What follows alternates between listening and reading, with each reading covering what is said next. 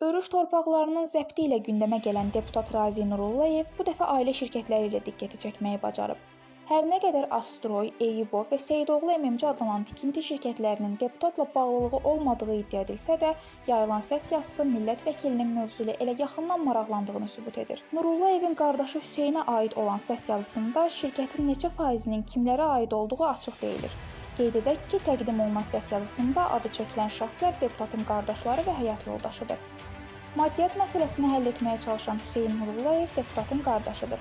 Hansı ki, şirkət olaraq azad olunmuş torpaqlarda iş görmək üçün Razi Nurullayevin statusundan istifadəsini məsləhət görür. Hamid bəy, mən sizə indi dediyinizin izahını veririm. Razi müəllimin düzdür, aidiyyatı yoxdur. Amma bizim şirkətin adından o bir qaran kimi çıxış eləyir ki, bu mənim qardaşlarımın şirkətidir, nəyə görə bura pul vurmuşdur. Yəni o addan çıxış edir. Mən demirəm ki, Razi müəllim orada yəni pul paylayır, yoxsa pul verir. Yəni onu mən demirəm.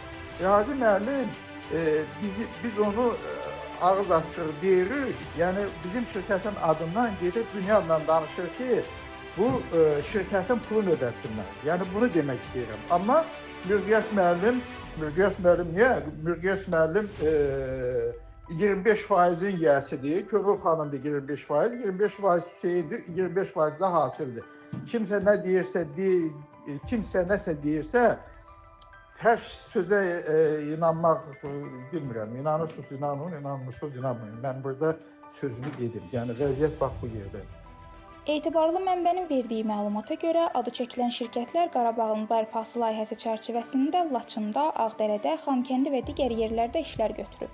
Deputatın ailə şirkətinə isə yaşıl işıq yandıran şəxsin Bakı Abadlıq Xidməti MMC-nin rəhbəri Bünyad Qasımovun olduğu iddia edilir.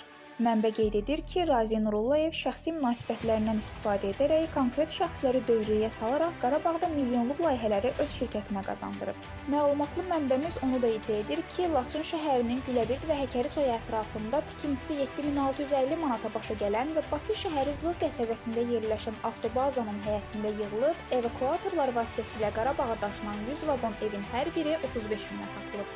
Eyni zamanda Laçın şəhərinin mərkəzində inşa edilən və hər birinin tikintisi 30 minə başa gələn, lakin ayrı-ayrılıqda 150 min manata dəyərləndirilib satılan 60 mənzilin də sözügedən şirkət tərəfindən tikildiyi iddia olunur. Xırda bir riyazi hesab aparıldıqdan sonra deputatın ailəsinə aid olduğu deyilən şirkətlərin təkcə Laçında həyata keçirdiyi ev layihəsinin birindən 2 milyon 735 min, digərindən isə 7 milyon 200 min manat qazandığı aydın görünür. Məhz qazanılan bu pulların hesabınadır ki, 2026-cı ilin yanvar ayının 5-də millət vəkilinin qardaşı Hasil Nurullayev Rusiyanın Sankt-Peterburq şəhərində yaşayan oğluna Dubayda təmtəraqlı toy etmək üçün artıq dəvətnamələri də paylanmağa başlayıb. Qeyd edək ki, mənbənin təqdim etdiyi səs yazılarında şirkətlərin görəcəkləri işlərdə təyin olunan işçilərin təyinatı birbaşa deputat Razi Nurullayevin həyat yoldaşı Könül xanımın göstərişi ilə həyata keçirilir. Könül xanım, yenə deyirəm. Biz sarı ilə işarə eləmişik ki və yazmışıq cədvəlin altına, Aytəcə də zəng eləmişik, doğruladı. Demişik ki, sarı ilə olanları biz tanımırıq. Bunları araşdırın. Əgər Eyübovun işçilər deyilsə, çıxardın işdən. Aytac, bu adam sabah öbürsü gün Xocalıya getməlidir. 10 dənə, 10 dənə orada 11 dənə dəmir qapılar var, seyf qapılar. Onları ustanovkası üçün, quraşdırılması üçün. Ondan irəli gələn məsələni həll elə. İndi müqavilə bağlamaq lazımdır, nə iş görmək lazımdır, o hissəsini mən bilmirəm, necə görmək lazımdır, ona uyğun da işi həll elə. Razi Nurullayev Xankəndidə görülən işlərlə də tanış olarkən öz razılığını bu şəkildə bildirmişdi.